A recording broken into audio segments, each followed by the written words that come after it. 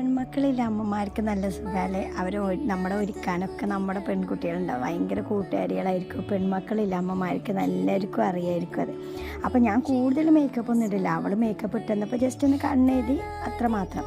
പിന്നെ ഇന്ന് ഞാൻ പോണതൊരു കുടിയിരിക്കലിന്. ആരുടെന്ന് ചോദിച്ചാൽ എനിക്കറിയില്ല, എല്ലാ മക്കളെയൊന്നും കൊണ്ടുപോകില്ല. ഇത് മൂന്നാമത്തെ ഒരാളെ പൊറുക്കി കൊണ്ടുപോകാം കേട്ടോ. ചെറുതിന് മോളില്ലാണ്ട് ഉറക്കി പോയത്. നല്ല വെയിലുണ്ട് കേട്ടോ.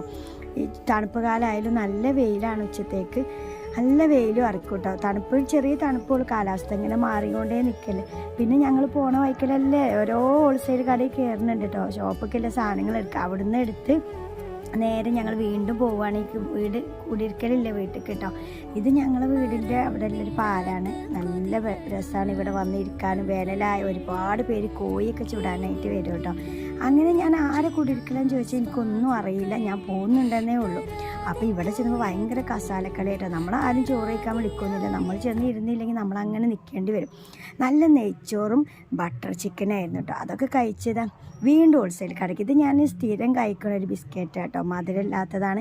അപ്പോൾ ഇവിടുന്ന് വീണ്ടും ഞങ്ങൾ സാധനങ്ങൾ എടുക്കുകയാണ്. ഇതൊരു ഹോൾസെയിൽ കട കേട്ടോ. അപ്പോൾ ഞാൻ ഈ വാട്ടം പിടിച്ച് നിൽക്കുന്നത് എന്താണെന്ന് വെച്ചാൽ എനിക്ക് റസ്ക് ഭയങ്കര ഇഷ്ടമാണ് കേട്ടോ. അതിങ്ങനെ ചായയിൽ മുക്കി കഴിക്കാൻ ഭയങ്കര ഇഷ്ടം. അപ്പോൾ അത് കാക്ക് വാങ്ങിച്ചെറിയല്ലോ. ഒരു റസ്ക് എനിക്ക് ഒരൊറ്റ നേരത്തിന് വേണേ. അപ്പോൾ അതിന് വേണ്ടിയിട്ടുള്ള സോപ്പിടൽ ഏതായാലും വാങ്ങിച്ച് തന്നു കേട്ടോ. അപ്പോൾ തിരിച്ചു പോരുമ്പോൾ ഈ ഒരു കാഴ്ച കണ്ട നല്ല ഭംഗിയില്ലത് കാണാനായിട്ട്. അപ്പോൾ ഞാനൊരു പച്ചയും ചുവപ്പ് എടുത്തിട്ടോ. അപ്പോൾ നമ്മൾ മാർക്കിസ്റ്റും ലീഗൊക്കെ ആയിട്ടോ. അപ്പോൾ എന്തായാലും പാർട്ടിൻ്റെ കളർ തന്നെ എടുത്തിട്ട് പോന്നിട്ടുണ്ട്. അപ്പോൾ അതേ 2 കോഴിക്കുട്ടികളെയും വാങ്ങിച്ച് പിന്നെ അതേ വീട്ടിലേക്ക് മടങ്ങാം കേട്ടോ. അപ്പോൾ ഇന്ന് ഇത്രയേ ഉള്ളൂ.